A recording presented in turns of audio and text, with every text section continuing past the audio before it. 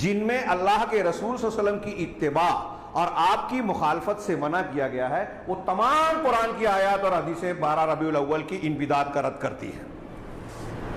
تیسری چیز جو اس کے حرام اور ناجائز ہونے پر دلیل ہے وہ یہ کہ اسلام میں برتھ ڈے، جینتی اور میلاد والا جشن ہے ہی نہیں، نہ کسی پیغمبر کا منایا گیا، نہ کسی صحابی کا، نہ کسی جن میں اللہ کے رسول صلی اللہ علیہ وسلم کی اتباع اور آپ کی مخالفت سے منع کیا گیا ہے، وہ تمام قرآن کی آیات اور حدیثیں 12 ربیع الاول کی ان بدعات کا رد کرتی ہیں۔ تیسری چیز جو اس کے حرام اور ناجائز ہونے پر دلیل ہے وہ یہ کہ اسلام میں برتھ ڈے، جینتی اور میلاد والا جشن ہے ہی نہیں، نہ کسی پیغمبر کا منایا گیا، نہ کسی صحابی کا، نہ کسی اور بزرگ کا۔ یہ عیسائیوں کے یہاں منایا جاتا ہے کرسمس کے طور پر۔ حضرت عیسیٰ علیہ السلام کی ولادت اور اسی کی مناسبت سے ان کے یہاں عیسوی کیلنڈر بھی مانا جاتا ہے۔ عیسائیوں کے یہاں ہے، ہمارے یہاں ہندوؤں کے یہاں ہے فلاں جینتی، ڈھیما جینتی۔ اور جب یہ جینتی کا دروازہ آپ نے کھولا، اس کو لوگ مانتے ہیں، ہاں اس کو لوگ اختیار کرتے ہیں، تو آپ دیکھیے کہ پھر نبی صلی اللہ علیہ وسلم کے تنہا میلاد کو منانے تک بات محدود نہیں رہ جاتی، اب حضرت علی کی ولادت کے دن کو بھی منایا جاتا ہے، فاطمۃ الزہرا، حسن حسین رضی اللہ عنہم، ان سب کے لیے۔ پھر اس کے بعد اور آگے بڑھتے ہیں، بزرگان دین شیخ عبد القادر جیلانی، ابھی ان کی 11ویں شریف کی مجلس منعقد ہوگی ان کی ولادت و وفات کی مناسبت سے۔ پھر فلاں بزرگ کا عرس، ان کی ولادتوں کے دن منائے جاتے ہیں، شیخ بدوی، شیخ فلاں، اجمیر والے، فلاں والے، ڈھیما والے، ایک دروازہ کھول دیا۔ اور پھر وہاں سے انسان، ہم اور آپ اپنا بھی برتھ ڈے منانے لگتے ہیں۔ یہ حرام ہے، برتھ ڈے منانا، جینتی منانا یہ حرام ہے، اسلامی تعلیم سے اس کا کوئی تعلق نہیں ہے۔ جو لوگ ایسا کرتے ہیں وہ نصارہ اور غیر مسلمین کی مشابہت اختیار کرتے ہیں، اور اللہ کے رسول صلی اللہ علیہ وسلم کا فرمان ہے، من تشبہ بقوم فہو منہم، جو کسی قوم کی مشابہت اختیار کرے وہ انہی میں سے ہوگا۔ یہ میں نے ایک دلیل نقل کی، اس کی بہت سی دلیلیں ہیں۔ ہر نماز میں ہم دعا کرتے ہیں غیر المغضوب علیہم ولا الضالین، یہ ضالین اور مغضوب کے طریقے سے پروردگار ہمیں بچا، اور جب ہم یہ برتھ ڈے مناتے ہیں تو ضالین اور مغضوب علیہم کے طریقے کو اختیار کرتے ہیں۔ جشن میلاد منانے والے ضالین کے طریقے پر ہے، یہود و نصارہ کے طریقے پر، غیر مسلموں کے طریقے پر جو ہے اللہ کے رسول کا جشن منا رہے ہیں۔ یہ ایک دلیل ہے۔ ایک دلیل اس کے رد ہونے کی، اس کے غلط ہونے کی یہ بھی ایک پہلو ہے کہ نبی کریم صلی اللہ علیہ وسلم کی محفل میلاد کو منعقد کرنے کے ساتھ ساتھ اس میں اور بھی بہت ساری برائیاں جڑ جاتی ہیں۔ اس میں اللہ کے نبی صلی اللہ علیہ وسلم کی شان میں غلو کرنا، آپ دیکھیں گے کہ نعتیہ کلام، اشعار آپ کی شان میں اس طرح پڑھے جاتے ہیں کہ آپ کی تعریف میں جو ہے اضافہ کیا جاتا ہے، اور اس طرح اضافہ کیا جاتا ہے کہ آپ کو اللہ سے ملا دیتے ہیں۔ کھلا اور صریح قسم کا شرک کیا جاتا ہے۔ آپ کے اس کے علاوہ کچھ باطل عقائد اور منکرات جو اس سے جڑے ہوئے ہوتے ہیں، ہاں اس لیے کہ یہ بدعت جو ہے یہ دراصل شبہے کو پیدا کرتی ہے، اور شبہات دین میں عقیدے کو فاسد اور خراب کرتے ہیں، بگاڑتے ہیں۔ یہاں میں نے ہاتھ میں جو کاغذ لیا بعض اہل علم کے اقوال کو پیش کرنے کے لیے، لیکن موقع نہیں ہے۔ علامہ فاقہانی، علامہ ابن تیمیہ، شیخ ابن باز اور دوسرے لوگوں نے بہت پیاری باتیں، ایک تاج الدین مالکی ہیں، ان کا بڑا شاندار قول تھا لیکن ذرا لمبا ہے، اس کا موقع نہیں ہے۔ انہوں نے، ان سب لوگوں نے رد کیا، اور تاج الدین مالکی صاحب کے جملے میں کی تشریح میں جو انہوں نے بہت ساری تفصیل پیش کی، یہ کہا کہ محفل میلاد منانے والے کئی منکرات کا ارتکاب کرتے ہیں۔ کچھ لوگ محفل سما، ابھی صوفیوں کے آج کل جو کلپس آتی ہیں، آپ دیکھیے ہندوستان پاکستان سے پہلے ہم سنتے تھے، دیکھتے نہیں تھے، اب وہ کلپ میں نظر آتی ہیں کہ محفل جمی ہے مسجد کے اندر، بزرگ صاحب کھڑے ہیں، لوگ ناچ رہے ہیں، گھوم رہے ہیں، دف ڈھول جیسی چیزیں بج رہی ہیں، یہ کوئی دائرہ نما الگ الگ انداز میں رقص کر رہے ہیں، ہاں ڈانس کر رہے ہیں، سما ہو رہا ہے، اور اس جھوم جھام میں جو ہے وہ بزرگ صاحب کے پیروں کو پکڑ رہے ہیں، سجدہ کر رہے ہیں، پیشانی چھپا رہے ہیں، اس کو بزرگ صاحب منع نہیں کر رہے ہیں بلکہ آشیرواد کی طرح ان کے پیٹھ پر ہاتھ رکھ رہے ہیں۔ نبی صلی اللہ علیہ وسلم کا یہ طریقہ ہے، صحابہ کا طریقہ ہے۔ اللہ کے نبی صلی اللہ علیہ وسلم کو سجدہ کرنا آپ ایک صحابی نے آگے کیا، آپ نے سختی سے منع کر دیا، یہ صرف اللہ کے لیے جائز ہے۔ اگر دنیا میں کسی کو میں اجازت دیتا تو بیوی کو حکم دیتا کہ شوہر کو سجدہ کرے، لیکن یہ اب اللہ کے علاوہ کسی کے لیے جائز نہیں ہے۔ لیکن ہمارے یہاں بزرگان آج یہ دکان چلا رہے ہیں جو دین کے نام پہ، وہ یہ کروا رہے ہیں۔ تو ایسی بہت ساری خرافات۔ پھر اس میں یہ کہ اللہ کے نبی صلی اللہ علیہ وسلم محفل میلاد میں حاضر ہوتے ہیں، آپ کی شان میں غلو کیا جاتا ہے، ہاں، اور بھی بہت ساری بدعات، خرافات، پیسے کا خرچ، یہ ساری چیزیں اس میں اختیار کی جاتی ہے، لیکن جو ہے ان سب کو دین سمجھا جاتا ہے۔ یہاں انہوں نے، میں جو اقوال تو نہیں پیش کر سکا، سرسری طور سے کچھ نقصانات کہ محفل میلاد، جشن میلاد، عید میلاد کو جو جو عمل کیا جاتا ہے ان کے کیا نتائج اور اثرات ہیں، چند کا ذکر انہوں نے کیا۔ چند میں بھی 15 ایک ہے، اور اس میں یہ کہا کہ یہ سرسری ہے اور بھی بہت سارے نقصانات ہیں۔ میں بس سرسری سے ذکر کروں کہ اس محفل کو یا اس دن کو اس طریقے سے جو منایا جاتا ہے، اس سے متعلق جو عقیدے اور اعمال جڑے ہوئے ہیں، اس میں شرک اکبر کا صدور ہوتا ہے۔ بہت سے لوگ شرک اکبر کا ارتکاب کرتے ہیں۔ شرک اکبر کا ارتکاب مطلب لا الہ الا اللہ ٹوٹ گیا اور اسلام سے آدمی باہر ہو گیا۔ یہ کیسے شرک اکبر ہوتا ہے؟ اللہ کے نبی صلی اللہ علیہ وسلم کی تعریف میں حد سے زیادہ بڑھ جانا، قصائد میں، مدائح میں، اور رسول اللہ صلی اللہ علیہ وسلم اور اولیاء کے سلسلے میں غلو کرتے ہوئے ان کو پکارنے میں، اے اللہ کے رسول ہمارا یہ کیجئے وہ کیجئے۔ اور میں تو بہت کھل کے کہہ رہا ہوں کہ بریلوی قبر پرست والا طبقہ چھوڑ کر دیوبندی حضرات اور ان کے علماء کی تحریروں میں ہم دیکھتے ہیں اللہ کے نبی صلی اللہ علیہ وسلم کو پکارتے ہیں کہ امت پہ تیری وقت بڑا مشکل آیا ہے، اللہ کے رسول مدد کیجئے۔ یہ کوئی بھی کہتا ہو، کتنے بڑی داڑھی ہو، کتنا بڑا جبہ دستار ہو، اگر یہ جملہ کہہ رہا ہے عقیدے سے تو وہ شرک اکبر ہے۔ اور شرک اکبر ایسا ہے کہ اگر کوئی کہتا ہے اسلام سے باہر ہو گیا اور اس پر بغیر توبہ کے مر گیا تو کبھی بھی جہنم سے باہر نہیں آئے گا۔ یہ جو باتیں میں کہہ رہا ہوں قرآن حدیث کی دلیلیں اس پر موجود ہے۔ تو رسول اللہ صلی اللہ علیہ وسلم اور اولیاء کے سلسلے میں جو ہے غلو، اور اتنا ہی نہیں، بعض جگہوں پر اللہ کے نبی صلی اللہ علیہ وسلم اور بزرگوں کے نام پر، اولیاء کے نام پر جو ہے نظر و نیاز کیا جاتا ہے اور ذبح کیا جاتا ہے، جانور ذبح کیے جاتے ہیں، ان کے نام پر کیا جاتا ہے، اور توقع کی جاتی ہے کہ اللہ سے قربت حاصل ہو رہی ہے۔ وہ چاہے بسم اللہ اللہ اکبر کہہ کے کریں، لیکن اگر نیت یہ ہے کہ اللہ کے رسول کے نام پر کر رہے ہیں، فلاں کے نام پر کر رہے ہیں، ان کو ان کے جناب میں پیش کر رہے ہیں، ان کی نظر نیاز ہے، تو یہ ان کی عبادت ہے، شرک اکبر ہے، اسلام سے خارج کر دینے والی چیز۔ تو پہلا نقصان یہ کہ اس میں شرک اکبر کا وقوع ہوتا ہے۔ دوسرا، کچھ باطل اعتقادات ان محفلوں میں، اس جشن اور عید کے موقع پر باطل اور فاسد عقائد جو ہے اختیار کیے جاتے ہیں۔ جیسے یہ عقیدہ کہ جب محفل میلاد منعقد ہوتی ہے تو لوگ کہتے ہیں کہ نبی کریم صلی اللہ علیہ وسلم اس میں بنفس نفیس حاضر ہوتے ہیں۔ قرآن حدیث کی دلیلوں کے یہ سراسر خلاف ہے، اور ایسا ماننا اللہ کے نبی صلی اللہ علیہ وسلم کے تعلق سے غلو ہی ہے، اور آپ کو سمیع اور بصیر اللہ کی طرح ماننے کے مترادف ہے کہ ہر شخص یہ سمجھ رہا ہے کہ آپ کہیں بھی ہیں، اللہ کے رسول آپ کی سن رہے ہیں، جیسے اللہ تعالیٰ ہر جگہ ہر ایک کی سنتا ہے۔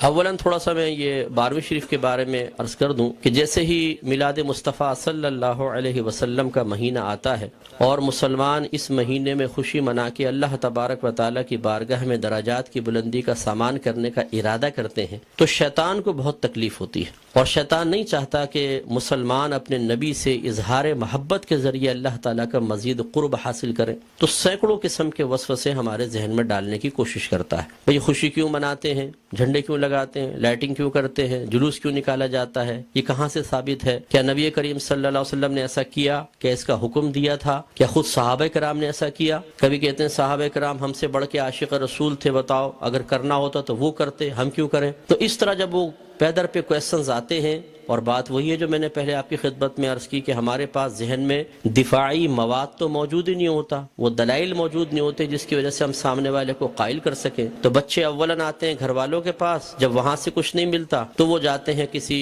مسجد وغیرہ میں، بعض اوقات وہاں پہ بھی لفٹ نہیں کرائی جاتی۔ تو پھر آج کل علم حاصل کرنے کا سب سے پاورفل ذریعہ ہے سوشل میڈیا۔ پھر جا کے بیٹھ جاتے ہیں سوشل میڈیا پہ، اور وہاں پہ ہر طرح کا جاہل ترین آدمی بیٹھا ہوا ہے جس کو دین کی الف بھی نہیں آتی، اور معذرت کے ساتھ میں لفظ کہوں گا اس کو استنجا کرنا آتا نہیں ہے، اور وہ وہاں بیٹھا ہوا قرآن حدیث کے دلائل دے رہا ہے، اور پھر وہ الٹے سیدھے دلائل پڑھنے کے بعد تو اور انسان کا ذہن گڈ مڈ ہو جاتا ہے۔ تو کچھ باتیں بس میں اس کے بارے میں عرض کر کے پھر اپنے بیان کی طرف آؤں گا۔ دیکھیں، میلاد مصطفیٰ صلی اللہ علیہ وسلم کی لغوی بحث کو چھوڑ کر ہم اس لفظ کو بولتے ہیں چند افعال و اعمال کے مجموعے پر کہ یہ ہم میلاد مصطفیٰ منا رہے ہیں۔ مثلا اس میں کھانا کھلانا، سرکار کے فضائل بیان کرنا، نعت خوانی کی محافل ہیں، جھنڈے لگانا، لائٹنگ کرنا، جلوس نکالنا، ان تمام چیزوں کے مجموعے کا نام رکھ دیا جاتا ہے میلاد مصطفیٰ، کہ ہم میلاد مصطفیٰ منا رہے ہیں۔ اور اگر دیکھا جائے تو اصل میں سرکار کی ولادت پاک کی خوشی ہم منا رہے ہوتے ہیں، اس کے لیے طریقہ اختیار کرتے ہیں تو ان تمام کو کہہ دیتے ہیں جی میلاد کی محفل ہو رہی ہے، میلاد مصطفیٰ منا رہے ہیں۔ تو پہلی بات تو یہ کہ خوشی منانا اور خوشی کا اظہار کرنا، یہ دونوں چیزیں قرآن کے حکم سے ثابت ہیں۔ اللہ تعالیٰ فرماتا ہے قُلْ بِفَضْلِ اللَّهِ وَبِرَحْمَتِهِ فَبِذَلِكَ فَلْيَفْرَحُوا، اے حبیب کریم صلی اللہ علیہ وسلم آپ ان لوگوں سے فرما دیجئے کہ اللہ کے فضل اور اس کی رحمت پر چاہیے کہ خوشی کا اظہار کریں۔ کہنے والا کون ہے؟ اللہ تبارک و تعالی۔ اور اگر میں آپ سے پوچھوں کہ اللہ کا سب سے بڑا ہم پر کیا گیا فضل کیا ہے اور اس کی نازل کردہ رحمت کیا ہے، تو ہر مسلمان بے اختیار کہے گا کہ ہمارے نبی کریم صلی اللہ علیہ وسلم سب سے بڑا اللہ کا فضل، سب سے بڑی اللہ کی رحمت کہ ہمارے سرکار کے قدموں سے ہمیں قرآن ملا ہے، ایمان ملا ہے، حتیٰ کہ اللہ تبارک و تعالیٰ نے اپنی معرفت بھی اس وقت تک چھپا کر رکھی جب تک اپنے حبیب کو ظاہر کرنے کا ارادہ نہ فرمایا۔ حبیب کو ظاہر کیا اور پھر اپنی معرفت ہم تک پہنچائی، تو ہم نے تو اپنے نبی کے ذریعے سب کچھ پایا، تو آپ سے بڑھ کر فضل اور رحمت اور کیا ہوگا؟ اور خود اللہ تعالیٰ فرما رہا ہے کہ مسلمانوں کو چاہیے، اے حبیب ان سے فرمائیے۔ یقینی سی بات ہے کہ کافر کو تو مکلف نہیں بنایا جا رہا نا، مخاطب مسلمان ہی ہوں گے، کہ مسلمانوں سے کہیے کہ اللہ کے فضل اور اس کی رحمت پر چاہیے کہ خوشی کا اظہار کرے۔ اور دوسری آیت میں فرمایا وَأَمَّا بِنِعْمَةِ رَبِّكَ فَحَدِّثْ، اور اپنے رب کی نعمت کا خوب چرچا کرو۔ حدث تحدیث سے نکلا ہے۔ تحدیث کا مطلب ہوتا ہے اللہ تعالیٰ کی کسی عطا کردہ نعمت کو کسی کے سامنے ظاہر کرنا، چاہے وہ قول سے ہو، جسے ہم کہتے ہیں جی اللہ کا بڑا فضل ہے بونڈ لگ گیا، اللہ کا بڑا فضل ہے مکان بنا لیا، اللہ کا بڑا فضل ہے میرے بیٹے کی شادی ہو گئی، یہ ہم نعمت کا اعتراف اور اظہار کر رہے ہوتے ہیں۔ اور اسی طریقے سے مختلف اعمال و افعال سے بھی بعض اوقات تحدیث نعمت ہوتی ہے۔ ایک دفعہ ایک صحابی نبی کریم صلی اللہ علیہ وسلم کی خدمت میں آئے، جو پھٹے پرانے سے تھوڑے کپڑے پہنے ہوئے تھے، مفلوق الحال سے تھے، تو سرکار نے فرمایا کہ کیا تمہارے پاس کوئی مال نہیں ہے؟ عرض کیا رسول اللہ صلی اللہ علیہ وسلم الحمدللہ ہر طرح کا مال ہے، مویشی ہیں، دراہم ہیں، دنانیر ہیں، باغات ہیں۔ تو سرکار نے شاید فرمایا پھر اللہ کی نعمت کا اثر آپ پر ظاہر ہونا چاہیے، اپنے آپ کو ایسا نہ رکھو بلکہ ایسے لباس پہنو، ایسی عادات و اطوار رکھو، ایسا طور طریقہ رکھو کہ لوگ جان جائیں کہ اللہ تعالیٰ نے آپ کو نعمتوں سے نوازا ہے۔ تو بتائیے کہ جب میلاد مصطفیٰ صلی اللہ علیہ وسلم آئے تو کیا ہمیں اپنے نبی کی اس طرح خوشی کا اظہار نہیں کرنا چاہیے تاکہ یہ ظاہر ہو کہ اللہ تعالیٰ نے ہمیں اپنے نبی کی سب سے بڑی نعمت سے نوازا ہے؟ جب عام دولت کے لیے سرکار نے فرمایا تمہیں اللہ نے دولت دی ہے، اس کا اثر تم پہ ظاہر ہونا چاہیے، اس نعمت کا اثر ظاہر ہونا چاہیے، تو بتائیے کہ جب میرے سرکار تشریف لائے اس نعمت کا اظہار کیوں نہیں چاہیے؟ تو یہ دونوں چیزیں قرآن سے ثابت ہیں، تو خوشی منانا اور نعمت کا اظہار کرنا۔ جب اللہ تعالیٰ نے اس کا حکم دے دیا، اجازت دے دی، تو پھر ہر وہ طریقہ اختیار کرنا جائز ہوگا جس کو قرآن اور حدیث نے منع نہیں کیا ہے۔ یہ اچھی طرح اصول یاد رکھیے، کسی چیز کے جائز قرار دینے کے لیے دلیل نہیں چاہیے ہوتی، کسی چیز کو ناجائز قرار دینے کے لیے دلیل درکار ہے۔ مثال کے طور پر میں آپ سب سے پوچھتا ہوں جو آپ نے ٹوپیاں پہن رکھی ہیں، جائز ہے کہ ناجائز؟ بتائیں، بولیں، لائیں، ثابت کریں قرآن و حدیث۔ حضرت ثابت کریں کہ ایسی ہری پٹی نیچے اور اوپر سفید ہو، قرآن حدیث سے ثابت کریں۔ کر سکتے ہیں آپ؟ تو آپ کہیں گے بھی قرآن و حدیث سے اگر میں ثابت نہیں کر سکتا تم یہ بتاؤ کہ یہ جائز ہے ناجائز؟ اگر کہتے ہو ناجائز تم ثابت کر دو، میں نہیں پہنوں گا۔ اس طرح آپ نے چشمے پہنے ہوئے ہیں، آپ اس وقت رات کے تقریباً 9:30 بجے یہاں بیٹھ کر بیان سن رہے ہیں، لائٹنگ ہوئی ہے، یہ پکی چھت کے نیچے آپ بیٹھے ہوئے ہیں، میں مائک پہ بیان کر رہا ہوں، آپ اس کو سن رہے ہیں اسپیکر کے ذریعے، تو کیا یہ سب قرآن و حدیث سے ثابت ہے؟ یقینی سی بات ہے کہ نہیں۔ لیکن کیا یہ منع ہے؟ جب منع نہیں ہے تو پھر جائز ہے۔ یہ پہلا اصول یاد رکھیے گا۔ تو اگر کوئی آپ سے کہتا ہے کہ میلاد مصطفیٰ جائز ہے، آپ کہیں بالکل جائز ہے، وہ کہے قرآن و حدیث سے ثابت کرو، آپ کہیں کہ چلو میں بعد میں بولتا ہوں، پہلے تم یہ بتاؤ کہ ناجائز ہے، یس تو تم ثابت کرو۔ کوئی ایک آیت لا کر ایسی بتائیں، کوئی حدیث جس میں اللہ یا رسول نے فرمایا ہو کہ میلاد مصطفیٰ نہ مناؤ، اور جب اللہ تعالیٰ اس کے رسول منع نہ کر رہے ہوں تو پھر آپ اور میں کون ہوتے ہیں منع کرنے والے؟ بعض کہتے ہیں کہ جی سرکار نے ایسا نہیں کیا، صحابہ کرام نے نہیں کیا، نہ اس کا حکم دیا۔ یاد رکھیں یہ بھی کوئی قاعدہ ضابطہ نہیں ہے کہ اللہ کے نبی حکم دیں تو ہم کریں، حکم نہ ہو تو نہیں کر سکتے۔ صحابہ کرام کریں تو ہم کر سکتے ہیں، صحابہ کرام حکم دیں تو ہم کر سکتے ہیں، ورنہ نہیں کر سکتے۔ یہ کوئی ضابطہ قاعدہ نہیں ہے۔ اصل چیز وہی ہے جو میں نے آپ کو بتائی کہ اگر اللہ تعالیٰ اس کے رسول نے منع کیا ہے تو منع ہوگا، اور اگر منع نہیں کیا تو بالکل جائز ہوگا۔ اب میں اس کی آپ کو تھوڑی سی مثالیں بتاتا ہوں۔ دیکھیں آپ کی مسجدوں پہ گنبد اور مینار بنتے نہیں بنتے؟ آپ پوچھیں، کویسچن کریں، ہر مکتب فکر کی عبادت گاہ کے اوپر گنبد اور مینار ہے، کیا اللہ کے نبی نے اس کا حکم دیا تھا؟ صحابہ کرام نے حکم دیا؟ یا اللہ کے نبی نے بنائے یا صحابہ نے بنائے؟ نہیں، یہ بہت بعد کی ایجادات اور ہر مسجد کے اوپر ہیں۔ یہ کیسے بدعت اور ناجائز کیوں نہیں ہو جاتے؟ قرآن پاک پہ زبر زیر پیش سرکار کے دور میں نہیں تھا، نہ صحابہ کے دور میں، بہت بعد میں لگے ہیں۔ 6 کلمے سرکار کے دور میں باقاعدہ اس طرح مرتب شدہ نہیں تھے، یہ بعد میں ہے۔ ایمان مفصل، ایمان مجمل پہلے نہیں تھی، یہ بعد میں ہے۔ اور اگر سرکار کے ہی دور کو لے لیں، سرکار نے قرآن کو مجتمع نہیں کیا تھا، صدیق اکبر کے دور میں ہوا ہے۔ سرکار کے دور میں، صدیق اکبر کے دور میں تراویح 20 رکعت ایک امام کے پیچھے نہیں ہوتی تھی، عمر فاروق رضی اللہ تعالیٰ عنہ نے کی ہے۔ اور ان پہلے 3 ادوار میں جمعے کی صرف ایک اذان ہوتی تھی جو اذان ثانی کہلاتی ہے۔ پہلی اذان حضرت عثمان غنی رضی اللہ تعالیٰ عنہ نے ایجاد فرمائی ہے۔ یہ ایک بازار تھا، وہاں پر ایک مقام زورہ تھا۔ جب مدینے میں وسعت پیدا ہوئی، اذان ہوتی تھی، دور تک آواز نہ پہنچ پاتی تھی، لوگوں تک اعلان نہ پہنچ پاتا تو آنے میں دیر ہو جاتی تھی۔ تو پھر آپ نے فرمایا کہ ہم ایک اذان اور شروع کریں گے جو اصل اذان سے، جو دوسری اذان ہے اس سے آدھے پونے گھنٹے پہلے بازار کے پاس ہوگی، تاکہ لوگ ہوشیار ہو جائیں اور جمعے کی تیاری کر سکیں۔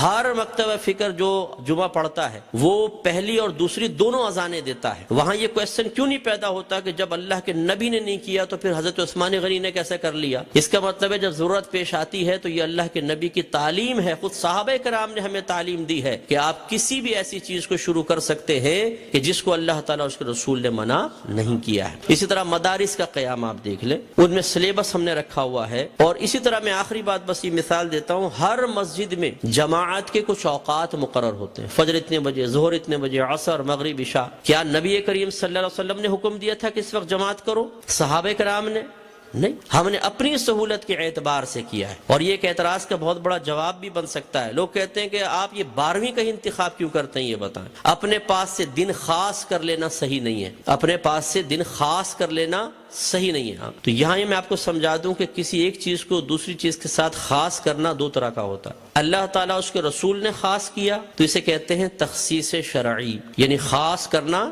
شریعت کی طرف سے۔ اور اگر اللہ تعالیٰ اس کے رسول نے نہیں کیا، آپ اور میں کر لیں، جیسے ہم بچے کی سالگرہ کے لیے ڈیٹ کرتے ہیں، فکس کرتے ہیں، اس طرح بچی کی شادی کے لیے ڈیٹ ہم آپس میں مشورہ کر کے فکس کرتے ہیں، کوئی تقریب کرنی ہوتی ہے اس کے لیے، اسی طرح دارالعلوموں کے اندر سال شروع کرنا آخر کے لیے، اسی طریقے سے مسجدوں میں جماعت کے اوقات۔ یہ جو ہم اپنے پاس سے ایک چیز کو دوسری کے ساتھ خاص کرتے ہیں، اس کو کہتے ہیں تخصیص عرفی۔ تو تخصیص عرفی کو تخصیص شرعی بنانا غلط ہے کہ مثال کے طور پہ اگر ہم 12ویں کو 12ویں تاریخ میں کر رہے ہیں تو ہم کہیں کہ اسی تاریخ میں ہوگی، اس کے علاوہ نہیں ہوگی، یہ غلط ضرور ہوگا۔ لیکن ایک چیز کو دوسری چیز کے ساتھ خاص کر دینا اگر لازم اور ضروری سمجھ کر نہ ہو اور پھر بھی ناجائز ہو تو جتنی میں نے آپ کو مثالیں دی ہیں، بتائیے پھر بیٹی کی شادی فکس کرنا بھی ناجائز ہونا چاہیے۔ یہ کوئی دنیاوی معاملہ نہیں ہے، نکاح تو سنت ہے۔ سرکار نے فرمایا نکاح من سنتی فمن رغب عن سنتی فلیس منی، نکاح میری سنت سے ہے، جو میری سنت سے بے رغبت ہوا وہ مجھ سے نہیں۔ تو اب جب بچی کی شادی کی باری آئے اور دولہا والے پوچھے جی کون سی تاریخ رکھنی ہے تو کہ خبردار تاریخ فکس کرنا منع ہے۔ تو شادی ہوگی کب؟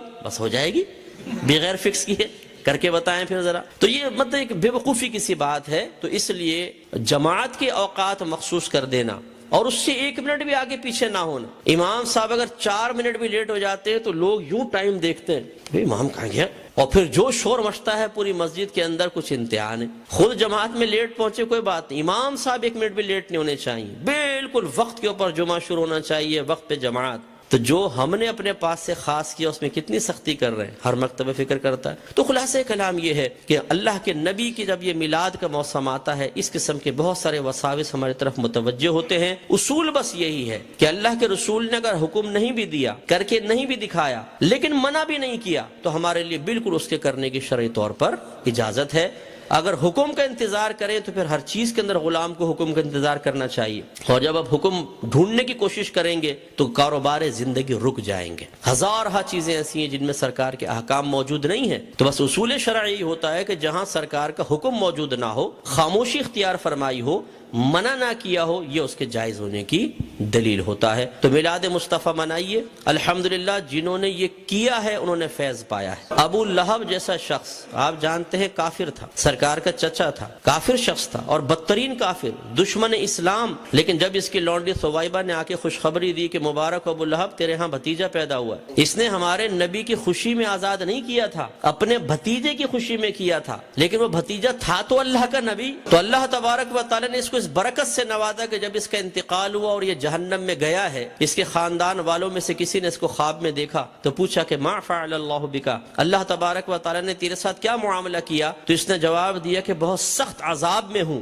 لیکن جب میں اس انگلی کو اپنے منہ میں لیتا ہوں کہ جس سے میں نے اپنی لونڈی کو آزاد کیا تھا تو اللہ تبارک و تعالی اس سے پانی جاری فرما دیتا ہے۔ تو شیخ عبدالحق محدث دہلوی رحمۃ اللہ علیہ فرماتے ہیں لوگوں غور کرو، ایک دشمن تو ہمارے نبی کی خوشی منا کر جہنم میں راحت پائے، تو پھر ہم اگر اپنے حبیب کا میلاد منائیں، ان کی خوشی منائیں تو کتنی راحت پائیں گے۔ اور جب میرے سرکار صلی اللہ علیہ وسلم پیدا ہوئے تو خوشی تو اللہ نے بھی اس کا اظہار فرمایا، خوشی کا اظہار فرمایا، انعامات دیے، مبارکبادیں ہوئیں۔ آپ تاریخ اٹھا کے پڑھیں، جب میرے آقا صلی اللہ علیہ وسلم کی ولادت ہوئی ہر پرندے اور ہر جانور نے ایک دوسرے کو مبارکباد دی ہے کہ ہمارے نبی پیدا ہو گئے، فرشتے ایک دوسرے کو مبارکباد دے رہے تھے، حدیثوں کے اندر موجود ہے، فرشتے مبارکباد دے رہے تھے۔ اور اس زمانے میں جتنی حاملہ عورتیں تھیں اللہ تبارک و تعالی نے سب کو بیٹوں سے نوازا، اور وہ قحط سالی کا دور تھا، لیکن جب میرے آقا صلی اللہ علیہ وسلم پیدا ہوئے تو عرب کہتے ہیں کہ اتنی فصلیں ہوئیں، اتنا چارہ ہوا، اور ہمارے اونٹ چارہ کھا کھا کے اتنے موٹے ہو گئے کہ ہمیں خوف ہوا کہ شاید یہ چربی کی شدت سے پٹ پڑیں گے، اتنا اللہ نے نعمتوں سے نوازا ہے۔ تو خلاصہ کلام یہ ہے کہ میرے آقا صلی اللہ علیہ وسلم کی میلاد مصطفیٰ منانا یہ بہت بڑی سعادت کی بات ہے، وسوسوں سے قطع نظر خوشی کے ساتھ میلاد مصطفیٰ منائیں، انشاءاللہ برکت حاصل ہوگی۔